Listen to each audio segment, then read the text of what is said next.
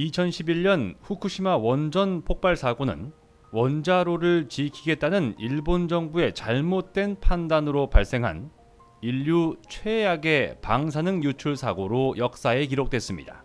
게다가 10년이 지나도록 오염수를 처리하지 못해 결국 바다에 버리는 천인공노할 만행을 저지르려 하고 있습니다.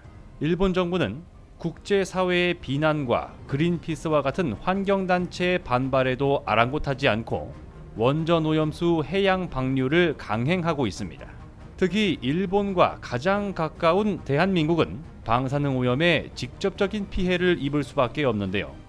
독일 헬무홀츠 해양연구소의 분석 결과 일본이 후쿠시마 오염수를 방류한다면 약 7개월 뒤 제주도부터 직접적인 영향을 받게 되는 것으로 나타났습니다. 그런데 일본이 이처럼 막 나가는 행동을 실제로 벌이는 것을 예측이라도 한 듯 한국에서도 철저한 대비책을 세워왔다는 사실이 알려졌습니다. 특히 세계 최초의 방사성 물질 제거 기술까지 개발한 것으로 밝혀졌는데요. 한국원자력연구원에서는 이미 지난 2020년 일본의 원전 오염수 방류 계획이 현실화되는 시점부터 방사성 오염수를 추적하는 분석 기술을 개발한 바 있습니다. 원자로에서 생성되는 방사성 물질인 스트론튬 90을 10배 이상 빠르게 측정하는 신속 분석법을 처음 선보인 겁니다.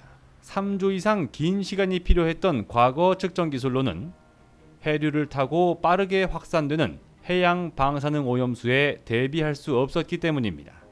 그런데 이번에는 후쿠시마 원전 오염수에 포함된 방사성 요오드를 제거할 수 있는 흡착 기술까지 세계 최초로 개발해 화제가 되고 있습니다. 우라늄 핵분열 과정에서 만들어지는 방사성 요오드는 호흡기를 통해 인체로 유입되며 갑상선 호르몬의 이상을 일으켜 암을 유발할 수 있는 것으로 알려졌는데요. 수많은 음이온이 녹아있는 바닷물에서 요오드만 골라 제거하는 것은 굉장히 까다롭습니다. 따라서 기존에는 요오드를 포함한 할로겐 음이온을 한꺼번에 제거해야 했고 값비싼 은을 흡착제로 썼기 때문에 비용이 만만치 않을 뿐더러 엄청난 양의 폐기물 또한 골칫거리였습니다. 그런데 한국원자력연구원 배상은 박사 연구팀은 자성을 띤 철 나노 입자 표면에 백금을 코팅하는 방식으로 요오드만 선택적으로 제거할 수 있는 흡착제를 세계 최초로 개발했습니다. 백금과 요오드의 공유 결합을 이용한 건데요. 이 기술로 오염수에 포함된 방사성 요오드를 99.8% 이상 제거한 것으로 확인됐습니다. 백금이 고가의 귀금속이지만 흡착제를 재사용할 수 있기 때문에 비용 절감은 물론 방사성 폐기물 발생량도 크게 줄일 수 있습니다.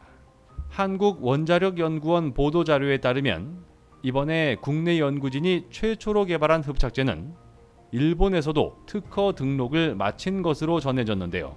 박원석 한국원자력연구원장은 이번에 개발한 방사성 요오드 흡착 기술과 시스템을 이용해 방사성 요오드뿐만 아니라 더 많은 방사성 동위원소 처리 기술 개발에 박차를 가하겠다는 뜻을 전했습니다.